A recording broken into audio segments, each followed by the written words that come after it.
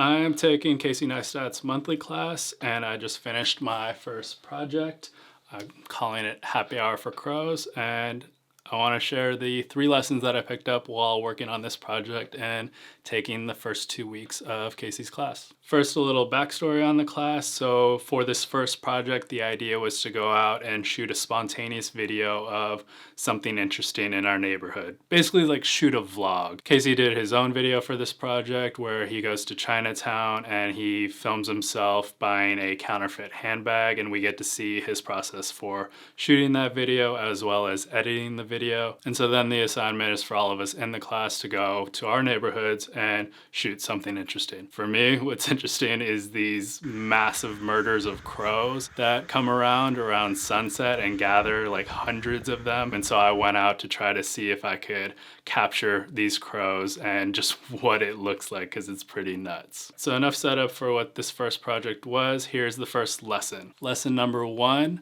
shoot for short. There's kind of the idea that the longer a shot is, the better it needs to be in order to hold someone's attention, and that's probably true, but that's not to say that a short shot can be shit. It still needs to be good, but the shorter the shot, the more cuts, and each cut is a new opportunity to captivate the viewer by giving them something new to look at. Each cut kind of resets the clock on the viewer's attention is one way of looking at it. Casey demonstrated this with just how ruthless he was with the way that he cut his video, where anything that was like 5 or 6 seconds long, he starts complaining about how it feels too long. This wasn't the case for every single shot that he had in his video, but you get to see how low his tolerance is for the shots in his videos, or how high his standards are for a shot to make it into his video. I put this into practice with a shot I had of me walking down a hill. I figured a long shot of me walking down a hill wasn't going to cut it, and I would need to cut it. So I shot myself walking down this hill a bunch of times from a bunch of different angles so that I would be able to cut to the different angles and show the viewers something new from each one, so they don't feel like they're just watching some random guy walk down some random hill. This lesson also tied into a book that I read recently, Rebel Without a Crew by Robert Rodriguez. He talks about his process for making El Mariachi, which was his breakout film. It won the Sundance Film Festival in 1992, I believe. And he shot it for $7,000, but people in Hollywood really loved it. And one of the reasons that they loved it was because he had so many shots and so many cuts to the different shots that they felt like it really upped the pace of the movie and helped to give it kind of that high adrenaline feel like an action movie. But that wasn't the reason that he cut it like that or had so many different shots. The reason was that he shot the movie and recorded the audio separately. And so he had to sync the dialogue to the visuals after the fact, and they didn't always line up perfectly. And so he would cut to the different shots in order to hide those parts where the dialogue and the visuals didn't match. Lesson number 2, use audio like B-roll.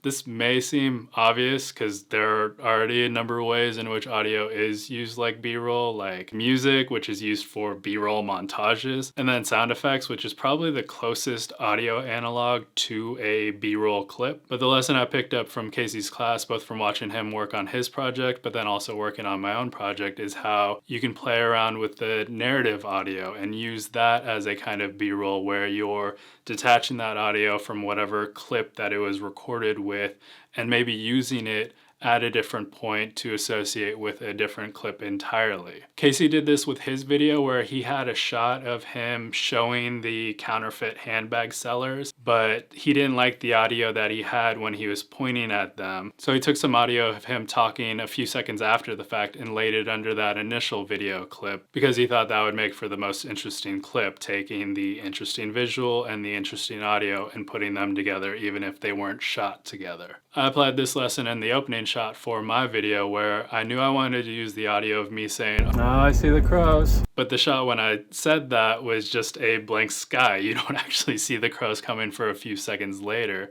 And so I spliced the audio from that and attached it to the shot where the crows are actually in the scene. "Oh, I see the crows." I know.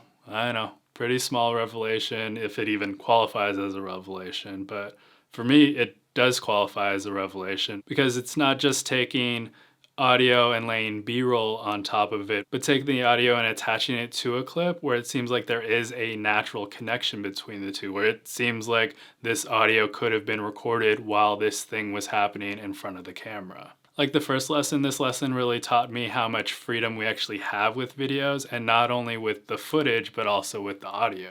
Lesson number 3, find fresh angles. So Casey recommended that we shoot this first project with our phone, and that's how he did it for his. And so that's how I did it for mine. And I went totally bare bones, where I just used the phone. No tripod, no external mic, nothing like that. And it was pretty freeing, and I think that was the idea, to remove a lot of the pressure that may come from using a full kit. But it was also challenging because then you have to figure out how to set up your shots. And for me, it got tricky because a lot of my video is shot while I'm in the car driving around. And so at one point I used the passenger side door to place my phone there, which gave a nice profile angle while I was driving. But then I kind of accidentally stumbled upon what I think was my favorite angle from the entire video. And that was when I was driving and I had the phone on the passenger side door, but it kept falling. So then I just placed it kind of up against the center console by the gear shift. And so it's looking up at me, and it's not like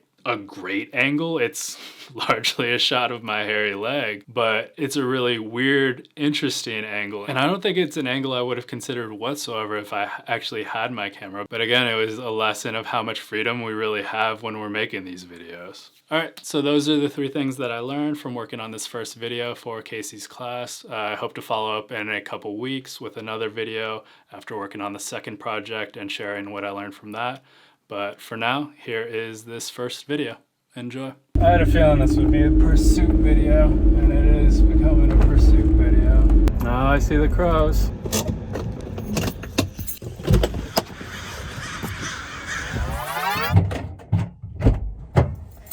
Time to go bird watching.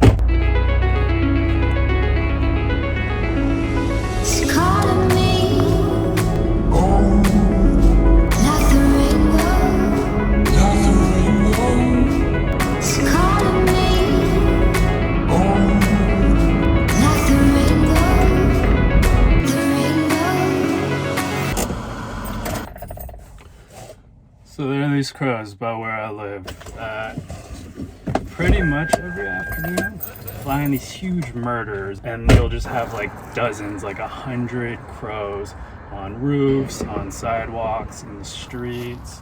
Usually it happens around an hour before sunset. Right now it's almost an hour before sunset, so I'm hoping to catch them. There they are. Oh, some of them. Oh, here they come.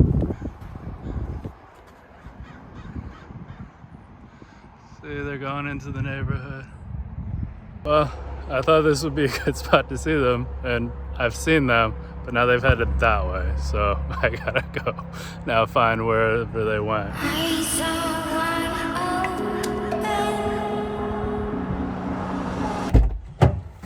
Alright, the hunt continues.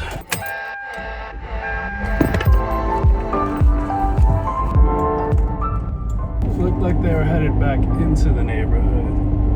So I just now need to see where in the neighborhood they may have ended up.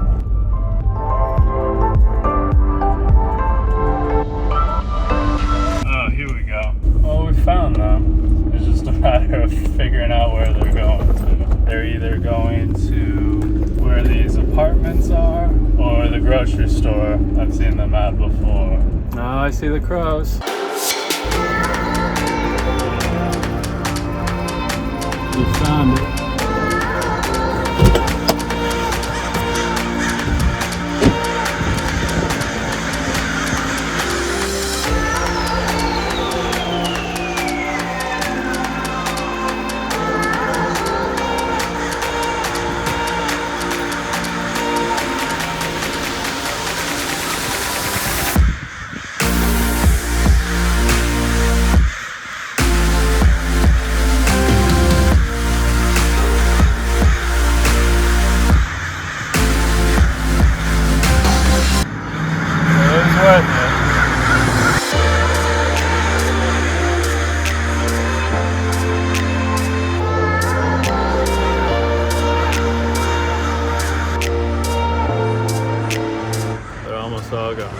to where do they go now?